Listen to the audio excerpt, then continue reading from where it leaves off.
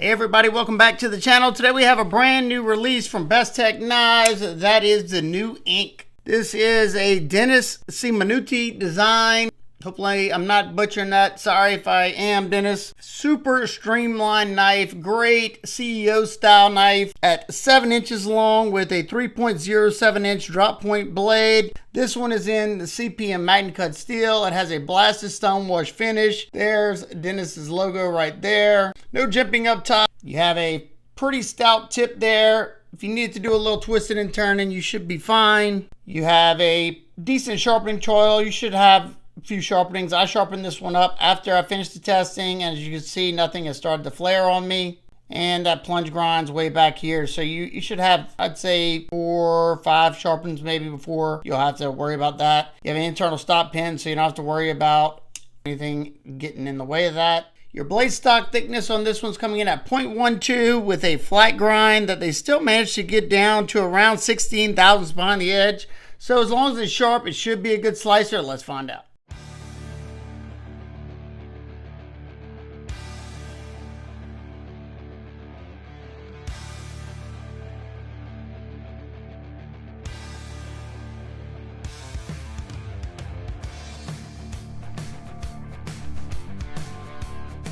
Feels like it's got a pretty decent edge from Bestech, and I was kind of interested to see how such a thin, blade height grind or whatever you want to call it is going to slice. It does have some pretty decent edge geometry, I believe. I think I can't recall exactly what it is, but it was pretty thin for such a narrow knife. And so far, like I said, slicing well through the cardboard. I mean, this is just single wall cardboard, so shouldn't have too much trouble as long as it's not dull. And yeah, like I said, so far so good. This is where I was kind of interested to see how that very narrow handle is going to feel. Bestech did a great job of softening the edges, so nothing was really digging into my palm or anything. Now, I am squeezing the handle a lot tighter than you would with something with a normal average width to it, because if not, it's going to want to spin in the hand.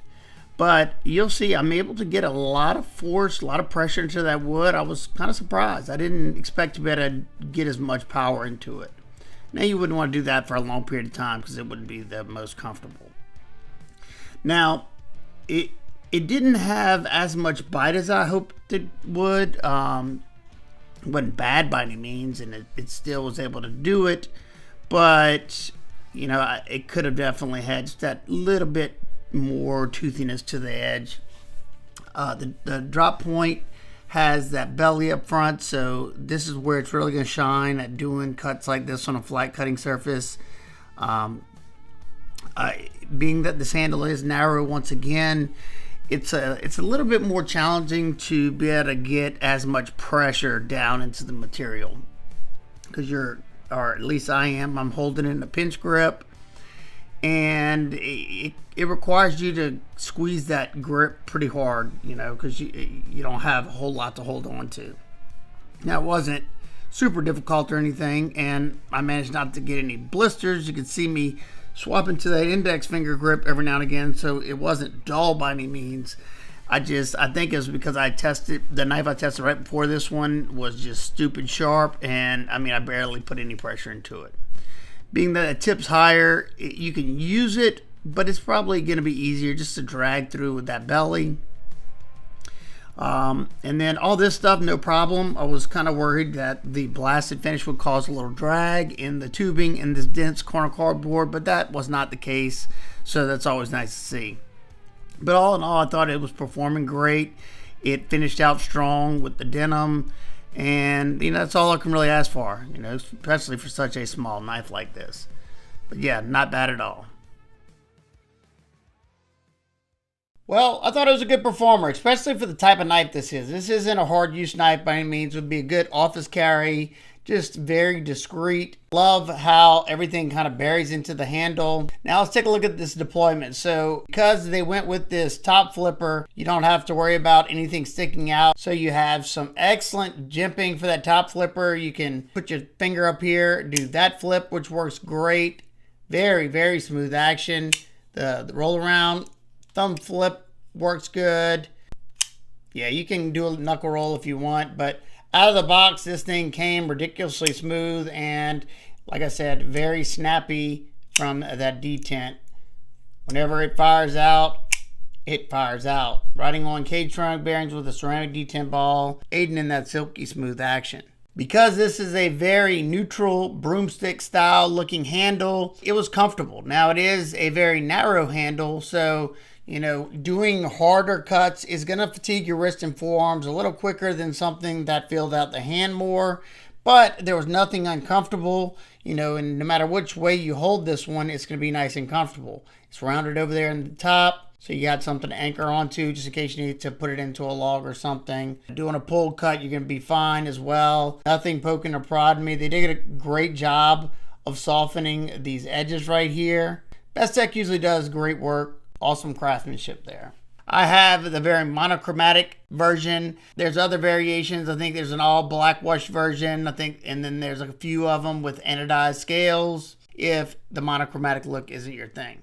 Let's take a look at these scales. So you have that fine blasted finish on the tie frame. You have this milling kind of creating like a frame around the minimal hardware. You have a Torx T8 pivot, T8 body screw. Excellent job.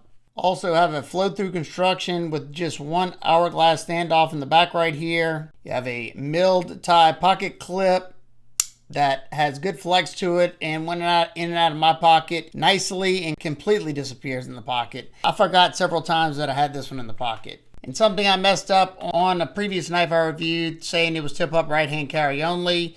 I removed this screw, and as you see, that screw has a larger chamfer there, and it's got these little square portions. If you look at the clip the same way, you can reverse the clip around like that. So that's always nice to see. Being this is a very narrow knife, it's already be pretty darn light. But I was kind of surprised to see, I understand why you have the locking liner there, but you have a liner on the opposite side too. Now they did pocket it out a good bit. I'm guessing they did that for the rigidity, for the way they did this pocket clip, if I had to take a wild guess, and to give it a lot more stability, being you only have 2 screws. I don't really mind because it's still a featherweight at 2.13 ounces. Like I said, I forget it was even in the pocket.